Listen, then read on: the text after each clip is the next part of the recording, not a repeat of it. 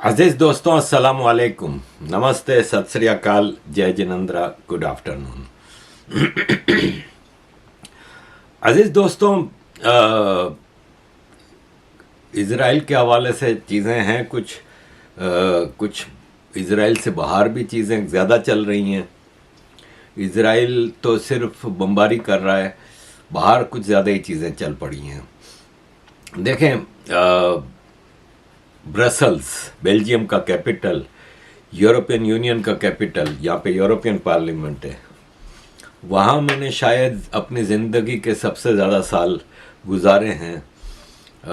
पाकिस्तान से ज़्यादा मैं बेल्जियम में रहा हूँ। एक ज़माना था, मेरा फेवरेट शहर था। मुझसे कई बार पूछा गया कि कौन से शहर में मैं रहना पसंद करूं अगर मेरे पास चॉइस हो, तो ब्रसल्स या जेनीवा, दोनों फ्रेंच स्पीकिंग सिटीज़ हैं, दोनों मेरे फेवरेट थे। लेकिन अब ब्रसल्स नहीं है, क्योंकि जब तक मैं ब्रसल्स में था तब तक ही सिचुएशन बहुत ही ज़्यादा इस्लामाइज्ड हो चुकी थी। कौंसल सिस्टम होता है ना, कम्यून सिस्टम, जैसे आपके यहाँ डिस्ट्रिक्ट और तहसील और ये सब होते हैं। तो कौंसल, खाली ब्रसल्स की 19 कौंसल्स हैं, जिसमें ज़्यादातर कौंसल्स में मेजॉरिटी अब मुसलमानों की हो गई है। वहाँ का एमपी, वहाँ का कौंसलर, वहाँ का मेयर मुसलमान इलेक्ट होते हैं।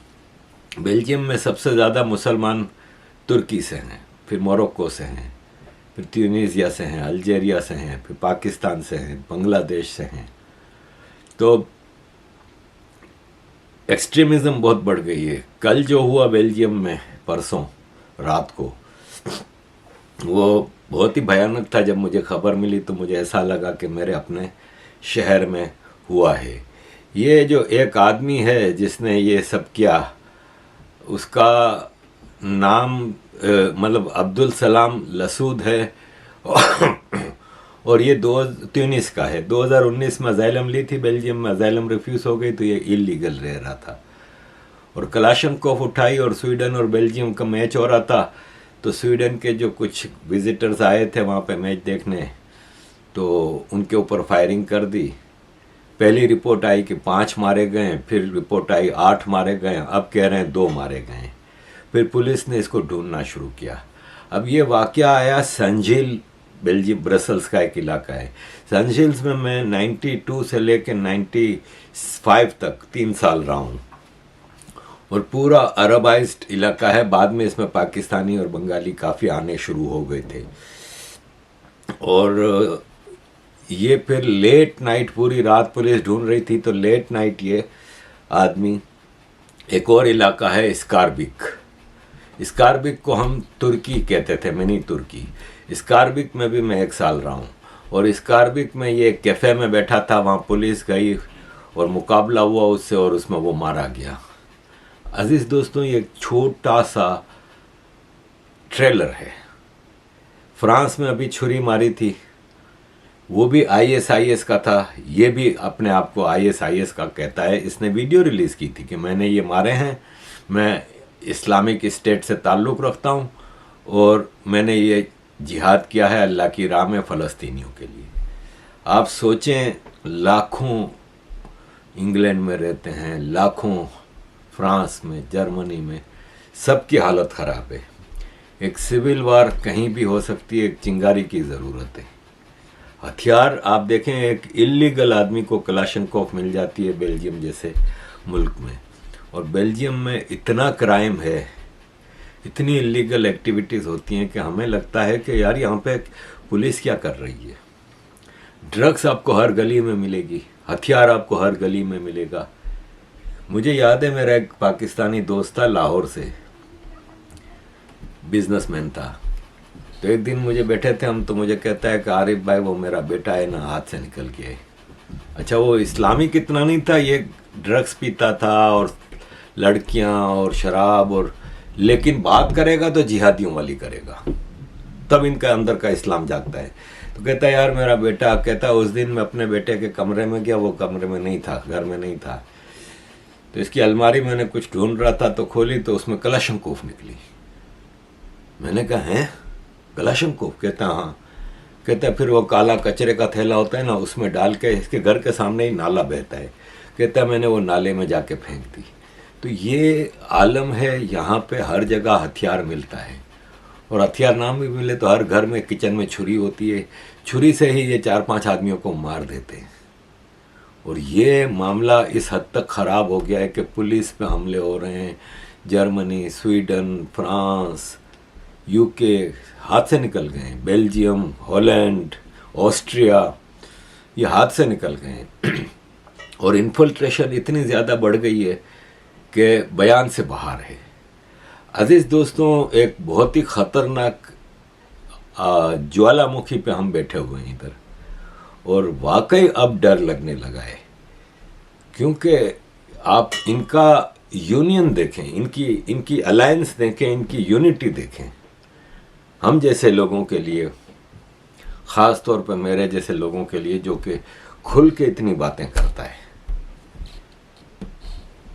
पाकिस्तानी, इंडियन, बंगाली जिहादी, ये अरब जिहादी, खालिस्तानी, फिर लेबर पार्टी और लेफ्ट के इकोसिस्टम, और फिर इनका मीडिया का यह हाल है कि आप मतलब हैरान रह जाएंगे। ये बीबीसी की रिपोर्ट है, पहली खबर दी कि यूरोप शेक में आ गया क्योंकि ब्रसल्स में डबल शूटिंग हुई, और तीसरी खबर है कि एक मुसलमान लड़के को अमेरिका में छुरा मार दिया गया। यानी अमेरिका में जिसको मारा गया मुसलमान को, तो मुसलमान लिखना ज़रूरी था, जिसने मारा वो मुसलमान था ब्रसल्स में, उसकी खबर नहीं लगा रहे कि मुसलमान है। इस तरह से मीडिया भी इनको सपोर्ट करता है। जो हमास ने किया वो मीडिया अब सब भूल गया है। अब फ़लस्तीनियों का रोना रोते हैं। कोई सिंपल सा एक सवाल का जवाब आज तक नहीं दे पाया कि 2006 से हमास इसराइल पे हर थोड़े दिन बाद रॉकेट मारता है। कितने फ़लस्तीनियों ने एफर्ट की कि इसराइल को हमास को रोके या हमास को निकाले, हमास के खिलाफ प्रोटेस्ट ही कर दे। उधर अगर हमास से डरते हैं तो बाहर कर दे। एक कभी आपने सुनाओ हमास ने इनको क्या दिया है? हमास चंद रॉकेट छोड़ देता है, 2-4 इजरायली मरते हैं, जवाब में फिर इसराइल जो मिसाइलों की बारिश करता है। तो अभी जैसे हॉस्पिटल में बम गिरा तो 500 से 1000 के दरमियान कह रहे हैं मारे गए, और हॉस्पिटल में सारे जख्मी थे या फिर पनाह लेने वाले थे। एक स्कूल पे भी बम गिरा, वो स्कूल भी शेल्टर बना हुआ था, लोगों की पनाहगाह बना हुआ था। तो सवाल यह है कि इजराइल के ऊपर हमास कुछ रॉकेट छोड़ के जवाब में जो फिर इजराइल करता है, तो उस तबाही का जिम्मेदार कौन? जब आपको पता है कि आप इस तरह से सिर्फ अपने लोगों के लिए, अब आप ये बताएं कि 23 लाख फ़लस्तीनी इस वक्त गज़ा में मतलब तबाह हो चुका है, इनका सारा इंफ्रास्ट्रक्चर टूट चुका है। अब अगर ये जो मर रहे हैं तो मर रहे हैं, जो नहीं मर रहे वो भी मर ही रहे हैं ना भाई। इंडिपेंडेंट रिपोर्ट्स हैं कि वहाँ गज़ा में दुकानों से खाने पीने का सामान ख़त्म हो रहा है, और अगले 2 से 3 दिन में खाना पीना ख़त्म हो जाएगा। इसीलिए अब इमरजेंसी ह्यूमैनिटेरियन एड की बात हो रही है। लेकिन इजराइल बहुत गुस्से में है, क्योंकि इनकी हिस्ट्री का सबसे बड़ा नुकसान हुआ है। इतने कभी भी इजरायली नहीं मरे जितने इस बार हमास ने मारे हैं। तो इजराइल तो 1 का 100 का जवाब दे रहे हैं, और वो रुके नहीं रुकता। देखिए एक बात मैं आपको बता दूं, पहले भी बताइए कि 1945 की सेकेंड वर्ल्ड वॉर ख़त्म होने के बाद जब डीकोलोनाइजेशन हुआ, तो इंग्लैंड अमेरिका का बिल्कुल मतलब इंग्लैंड अमेरिका का एक बगल बच्चा है, अमेरिका की एक स्टेट के लिए।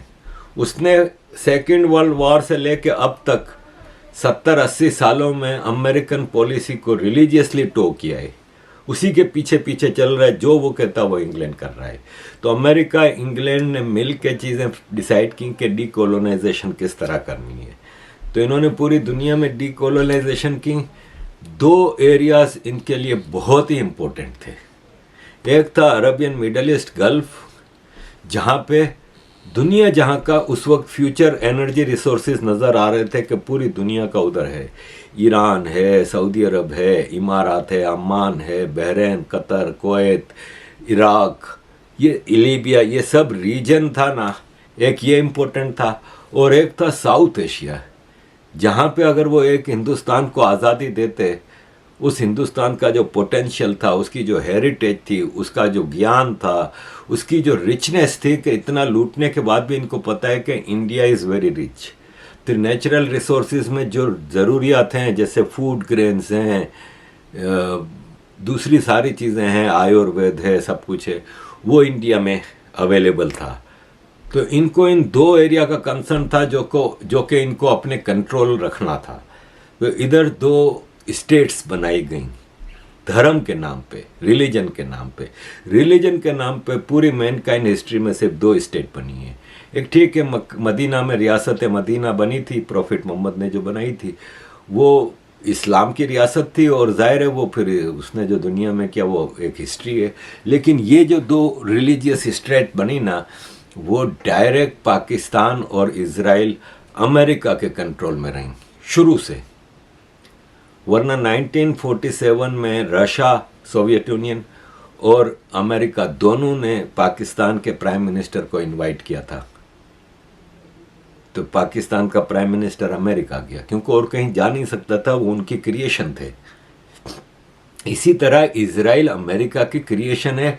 इजराइल को बचाने के लिए अमेरिका किसी हद से भी गुजर जाएगा, पूरी दुनिया को बम्बार्डमेंट कर देगा, न्यूक्लियर बम फेंक देगा, सब कुछ कर लेगा, क्योंकि वो इजराइल अमेरिका का स्ट्रेटेजिक एसेट्स है, और यूरोप और अमेरिका के लिए उस इलाके में इजराइल ज़रूरी है। हिस्टोरिकल फैक्ट के हिसाब से वो यहूदियों की ज़मीन है और रहनी चाहिए, मैं इस पे एग्री करता हूँ। और इनके ऊपर अरब्स अगर शराफत का मुजाहरा करते, इस्लामिक देश, तो 1948 में जब दो स्टेट पैलेस्टाइन और इजराइल बन रहे थे, उस वक्त शराफत से उस डिवीज़न को ऐसे ही कबूल कर लेते जैसे इंडिया पाकिस्तान के हिंदू मुस्लिम लीडरशिप ने। पार्टीशन पीसफुल हुआ था, इंडिया का माइग्रेशन में कत्लेआम हुआ था। तो यहाँ पे भी अगर ये इस तरह पीसफुल एक्सेप्ट कर लेते, तो आज जो गज़ा और वेस्ट बैंक छोटे से रह बचे हैं, वो बहुत बड़े होते। लेकिन आपने वो एक्सेप्ट नहीं किया और आप सीधा मरना मारने पे आते गए। उसका नतीजा आपने देख लिया कि हर बार क्या मिला है, वही इस बार हो रहा है। अब डिप्लोमेटिक एफर्ट चल पड़ी हैं। डिप्लोमेटिक एफर्ट में ब्लिंकन साहब निकले, जॉर्डन, कतर, इमारात, सऊदी अरब, मिस्र, हर जगह गए। एक खबर है कि सऊदी अरब जब ये पहुंचे ना, तो इन्होंने Mohammed bin Salman, crown prince Saudi Arabia से मिलने के लिए जब कहा ना, तो मोहम्मद बिन सलमान ने कहा मैं अभी बिजी हूँ, आप होटल में वेट करें कुछ घंटे। फिर कुछ घंटे बाद शाम हो गई, तो मोहम्मद बिन सलमान ने कहा अब देर हो गई है, तो कल मिलते हैं। और अगले दिन जब मुलाकात शुरू हुई, तो मोहम्मद बिन सलमान ने ये कहा कि आप ये बताएं कि जंग बंदी कब कर रहे हैं। जब तक जंग बंदी नहीं होती, कोई बात करने का फ़ायदा नहीं है। ये हमने कहीं पाकिस्तानी ही जर्नलिस्टों से सुनी, अब कितनी सच्ची है कि कितनी झूठी है। लेकिन एक बात तो है कि मोहम्मद बिन सलमान से जिस दिन ब्लिंकन साहब पहुँचे, वहाँ उस दिन मुलाकात नहीं हुई थी, और अगले दिन हुई थी। फॉरेन मिनिस्टर सऊदी अरब के उसी दिन मिले थे, लेकिन मोहम्मद बिन सलमान अगले दिन मिले थे।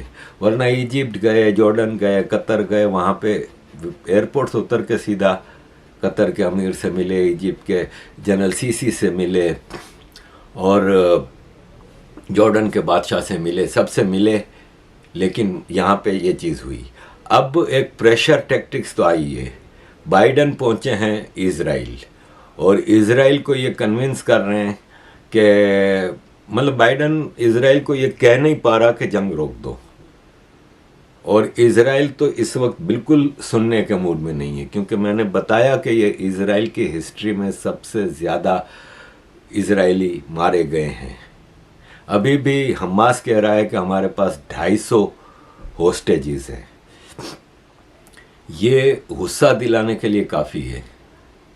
और कहते हैं ना, बड़े सियाने कह के गए हैं कि एक शरीफ आदमी की जब शराफत ख़त्म होती है, लिमिट ख़त्म होती है ना उसकी बर्दाश्त की, तो फिर उससे ज़्यादा ख़तरनाक कोई नहीं होता। तो ये इजराइलियों की शराफत अब मतलब लिमिट बर्दाश्त की ख़त्म हो गई है। हज़ारों साल का उनका गुस्सा निकल के आ रहा है कि हज़ारों साल इन पे अत्याचार हुए, इनको बार बार बेघर किया गया, इन पे हमले हुए, और ये सारी चीज़ें एक ही कौम ने की हैं। तो अब वो अंदर से जो गुस्सा इनका निकल के आ रहा है ना, वो हम बार बार देखते हैं जब इजराइल रिटेलिएट करता है। और इस बार इजराइल शायद मुमकिन है कि ये फैसला कर बैठा है कि अब इतना नुकसान कर देना है कि अगले 50 साल तक ये उठ ना सकें। लेकिन हैरत की बात यह है कि इतना सारा गज़ा को बमबारी करने के बावजूद आज भी गज़ा से रॉकेट आ रहे हैं। और ये पाकिस्तानी जियो न्यूज़ की भी खबर है कि हिजबुल्लाह बेरूत से एंटी टैंक मिसाइल और रॉकेट फायर कर रहा है। और अभी तो ईरान के वजीर खारजा बार बार कह रहे हैं कि डरो उस दिन से जिस दिन हिजबुल्लाह कूद पड़ेगा, क्योंकि हिजबुल्लाह बेरूत में है, लेबनान में है। लेबनान इजराइल नहीं है, गज़ा या वेस्ट बैंक नहीं है, लेबनान अलग देश है। वहाँ ईरान, चाइना, पूरी दुनिया की फ़्लाइटें आ जा रही हैं, सब कुछ आ रहा है। तो इसका मतलब लेबनान से फिर जिहादी भी आएंगे, हथियार भी आएगा। तो इसलिए एक बड़ा ख़तरनाक सिनारियो डेवलप हो गया है। डिप्लोमेसी की पूरी कोशिश हो रही है। यूनाइटेड नेशंस में भी रेजोल्यूशन पहले दिन निकी हेली लगी रहीं और सबके पास गई कि हमारा रेजोल्यूशन हम पेश कर रहे हैं, उसको एक्सेप्ट करें। जब वो रेजोल्यूशन पेश हुआ ना अमेरिका का, तो उसको सिर्फ एक वोट मिला। देखें, सिक्योरिटी काउंसिल के 15 मेंबर होते हैं, उसमें 5 परमानेंट हैं, अमेरिका, फ्रांस, इंग्लैंड, चाइना और रशिया। ये वीटो भी कर सकते हैं। और कोई भी रेजोल्यूशन पास करने के लिए 9 वोट चाहिए आपको। अमेरिका ने रेजोल्यूशन पेश किया, 1 वोट खाली अपना अमेरिका का ही आया। इवन इंग्लैंड, फ्रांस ने एब्सटेन किया, तो वो रेजोल्यूशन फेल हुआ। अब कल रशिया ने रेजोल्यूशन पेश किया। रशिया, चाइना, इमारात, गाबोन और मोज़म्बिक ने, इन 5 कंट्री ने उसकी फेवर में वोट डाले। उसके खिलाफ वोट आया अमेरिका, इंग्लैंड, फ्रांस और जापान का, और बाकियों ने एब्सटेन किया, 6 ने, जिसमें ब्राज़ील और इक्वाडोर और इस तरह थे। तो डिप्लोमेटिक एफर्ट्स तो फेल हो रही हैं। कॉरिडोर दिया जाने की बात की जा रही है। हमास कह रहा है कि हम किसी फ़लस्तीनी को हम गज़ा छोड़ के जाने नहीं देंगे, हमें कहीं अज़ाइलम लेने की ज़रूरत नहीं। अज़ाइलम लेने के लिए जो 2 इमीडिएट बॉर्डरिंग कंट्रीज़ हैं, इजिप्ट और जॉर्डन। इजिप्ट ने साफ मना कर दिया। जॉर्डन के पास जर्मनी के चांसलर गए मिलने के लिए, तो प्रेस कॉन्फ्रेंस में जॉर्डन के किंग अब्दुल्ला ने साफ मना कर दिया कि हम किसी रेफ्यूजी को लेने के लिए तैयार नहीं हैं। Part of the question on the issues of refugees coming to Jordan, and I think I can quite strongly speak on behalf not only of Jordan as a nation, but of our friends in Egypt. That is a red line, because I think that is the plan by certain of the usual suspects to try and create de facto issues on the ground. No refugees in Jordan. तो Islamic देश है ना, वो सिर्फ और सिर्फ ज़बानी जमा खर्च करना जानते हैं और कुछ नहीं। जॉर्डन का अपना एक हिस्ट्री रही है फ़लस्तीनियों के हवाले से। ब्लैक सितंबर जो था, जिसमें ज़ियाउल हक को बुलाया था और सारी फ़लस्तीनियों ने जो इंसर्जेंसी की थी, सिविल वार की थी, इसके बाद जॉर्डन डरा हुआ है। यही इजिप्ट डरा हुआ है कि ये फसादी हैं, इनको बुला के हम अपने मुल्क को मामला ख़राब नहीं कर सकते। तो इस्लामिक देश तो अज़ाइलम देने को तैयार नहीं, इनको पनाह देने के लिए तैयार नहीं। इस्लामी देश कहता है कि सिर्फ हमसे गंदम ले लो, चावल ले लो, फूड ले लो, थोड़ा हम मदद के नाम पे चीज़ें दे देंगे, बाकी कुछ करने को तैयार नहीं। पॉलिटिकल प्रेशर डालने वाले को इनकी औकात नहीं है कि कोई इस्लामिक देश पूरी दुनिया में इन्फ्लुएंशियल है ही नहीं। 2% की इनकी औकात है। IMF, world bank, financial institutes है ना, ये सब यहूदियों के हैं और इनके सब ये कर्जे में डूबे हुए हैं। इजिप्ट और पाकिस्तान IMF के सबसे ज़्यादा कर्जे लेने वाली लिस्ट में टॉप पे हैं यूक्रेन, इजिप्ट और पाकिस्तान। तो औकात इनकी है नहीं। पाकिस्तान ने एटम बम बना लिया, फलां किया, ढुमका किया, तुम लोग कुछ भी नहीं कर सकते। देखें, डिप्लोमेटिक एफर्ट हो रही है। अरबियन गल्फ में अमेरिका का सबसे बड़ा फौजी अड्डा पता है कहाँ है? कतर में। और उस फौजी अड्डे से कुछ किलोमीटर दूर हमास के लीडर इस्माइल हानिया की रेसिडेंस है। अब मुझे ये बताएं कि हमास को सऊदी अरब टेररिस्ट कहता है, डिक्लेयर किया हुआ है, यूरोप ने डिक्लेयर किया हुआ है। हमास वहाँ से ऑपरेट करती है। वो वहाँ पे रोज़ टीवी पे इंटरव्यू दे रहा है, बैठा है। सऊदी अमेरिका कतर को इतना प्रेशर नहीं डाल पा रहा कि तुम ये सब क्या कर रहे हो। देखें, कतर को नॉन नेटो मेजर अलाय का स्टेटस दिया हुआ है अमेरिका ने और नेटो ने। क्या कोई पॉलिटिकल प्रेशर डाल पा रहे हैं? कुछ भी नहीं। कल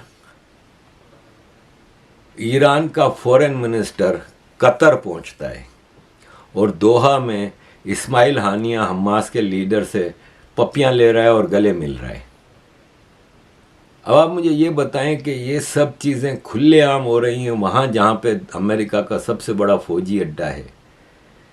क्या खेल चल रहा है, हमारी समझ से तो बाहर है भाई। तो अजीज़ दोस्तों, इस सारे सिनारियों में बाइडन गया है, इजराइल ने $10 बिलियन की इमीडिएट हथियारों की मदद मांगी है अमेरिका से। वो मिल भी जाएगी, जाहिर है। तो सिचुएशन बड़ी अनप्रेडिक्टेबल है। इस्लामिक देश शोर मचा रहे हैं। अब आज OIC का इजलास भी हो रहा है, सब कुछ है, कुछ होना वोना तो है नहीं।